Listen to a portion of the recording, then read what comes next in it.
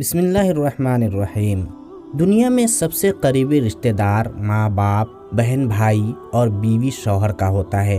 یہ وہ رشتے ہیں جو انسان کی خوشی اور غمی میں شامل ہو کر اپنے بھائی اور بہن، بیٹے اور بیٹی کا ساتھ دینے میں ہر ممکن کوشش کرتے ہیں۔ یہ وہ رشتے ہیں جن کے بغیر انسان کا اس دنیا میں زندگی گزارنا بہت ہی مشکل ہے۔ کبھی ہمارے ذہن میں یہ سوال آتا ہے کہ کیا جنت میں ہمیں ہمارے رشتہ دار اور ماں باپ مل سکیں گے؟ ہم اگر دنیا میں نیک اعمال کر کے جنت حاصل کر لیں تو کیا جنت میں ہمارے یہ خواہش بھی پوری ہوگی کہ ہم اپنی ماں یا بیوی یا کسی بھی اپنے چاہنے والے کے ساتھ رہ سکیں گے؟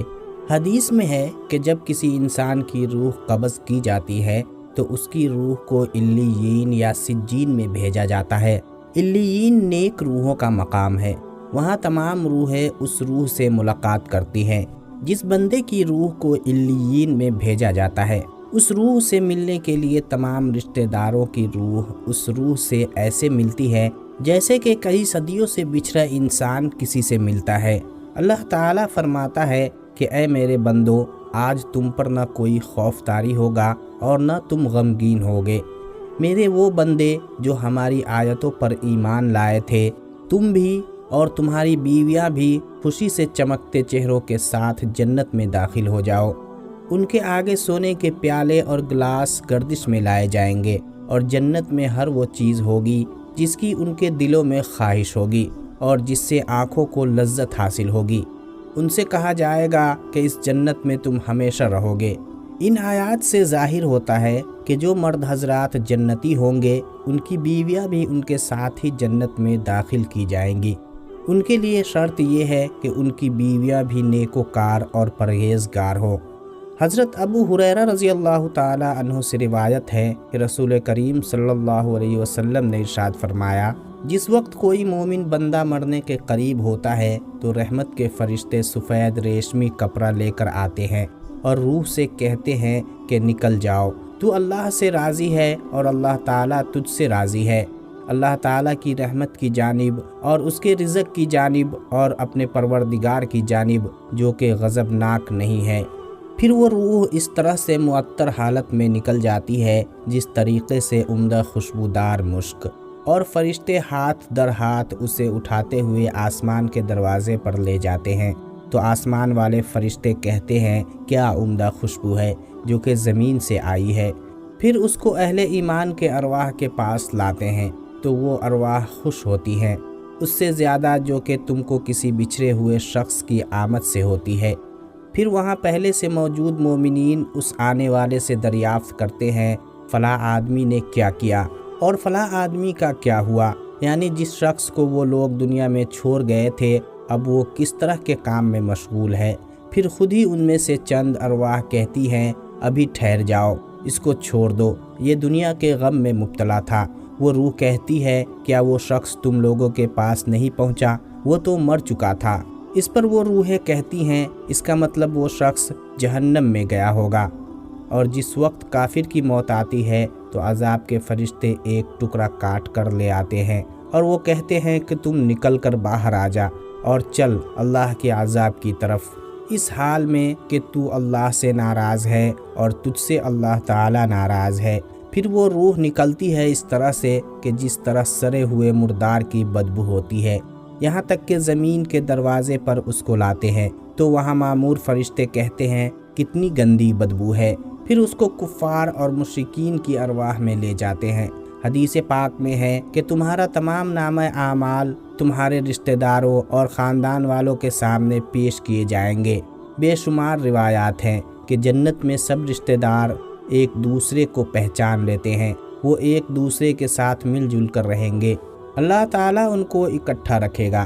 قرآن پاک کی سورہ طور کی آیت نمبر 21 میں ارشاد باری تعالیٰ ہے، اور جو لوگ ایمان لائے اور ان کی اولاد نے بھی ایمان میں ان کی پیروی کی تو ان کی اولاد کو ہم انہی کے ساتھ شامل کر دیں گے اور ان کے عمل میں سے کسی چیز کی کمی نہیں کریں گے۔ ابن عباس رضی اللہ تعالیٰ عنہ فرماتے ہیں کہ بے شک خدا مومن کو سکون دینے کے لیے ان کی اولاد کو ان کے اصل مقام سے کئی گنا بہتر مقام تک پہنچا دے گا۔ اصل میں اس کی اولاد اس درجے تک نہ پہنچ سکتی ہوگی۔ آپ صلی اللہ علیہ وسلم نے ایک آیت کی تلاوت فرمائی جس کا ترجمہ کچھ یوں ہے: اور جو لوگ ایمان لائے اور ان کی اولاد نے بھی ایمان میں ان کی پیروی کی۔ اس سے یہ پتہ چلتا ہے کہ جنت میں مومنوں کی مرضی کے مطابق ان کی اولاد کو بھی ان کے ساتھ ہی رکھا جائے گا۔ یہ وہی لوگ ہوں گے جنہوں نے دنیا میں رہتے ہوئے اچھے اور نیک اعمال کیے ہوں گے۔ اگر انہوں نے گناہ کیے بھی ہوں گے لیکن انہوں نے دنیا میں ہی اللہ تعالیٰ سے سچے اور پکے ایمان کے ساتھ توبہ کر لی ہوگی تو اللہ تعالیٰ ان گنہگاروں کی توبہ کو قبول کرتے ہوئے معاف فرما دیا ہوگا۔ اللہ تعالیٰ ایسے بندوں کی مرضی بھی طلب فرما لے گا، پھر ان سے ان کی مرضی دریافت کی جائے گی تو وہ کہیں گے کہ ہمارے تمام گناہوں کو معاف فرما دیا جائے، تو اللہ تعالیٰ ان کے تمام گناہوں کو معاف فرماتے ہوئے ان کو دنیا کے سب کیے گئے گناہوں کو بھلا دے گا۔ جنت میں ایک مومن کے لیے خوشی اور لذت ہوگی۔ نیز جنت کے عمومی انعامات میں اس کا ذکر ہے کہ جو بات جنتی چاہے گا اللہ اسے پورا کریں گے۔ اسی طرح آپ صلی اللہ علیہ وسلم نے فرمایا کہ انسان دنیا میں جس سے محبت رکھے گا آخرت میں اس کے ساتھ ہوگا، لہٰذا ایمان کی حالت میں مرنے والے رشتہ داروں اور اقربا سے میل ملاقات کے لیے بھی جنت میں کوئی رکاوٹ نہیں ہوگی۔ قرآن پاک کی سورہ بقرہ کی آیت نمبر 25 میں اللہ تعالیٰ ارشاد فرماتا ہے: اور جو لوگ ایمان لائے اور نیک عمل کرتے رہے ان کو خوشخبری سنا دو کہ ان کے لیے جنت کے باغ میں جن کے نیچے نہریں بہہ رہی ہیں، جب انہیں ان میں سے کسی قسم کا میوہ کھانے کو دیا جائے گا تو وہ کہیں گے یہ تو وہی ہے جو ہم کو پہلے بتایا گیا تھا، اور انہیں ایک دوسرے کے ہم شکل میوے دیے جائیں گے اور وہاں ان کے لیے پاک بیویاں ہوں گی اور وہ بہشتوں میں ہمیشہ رہیں گے۔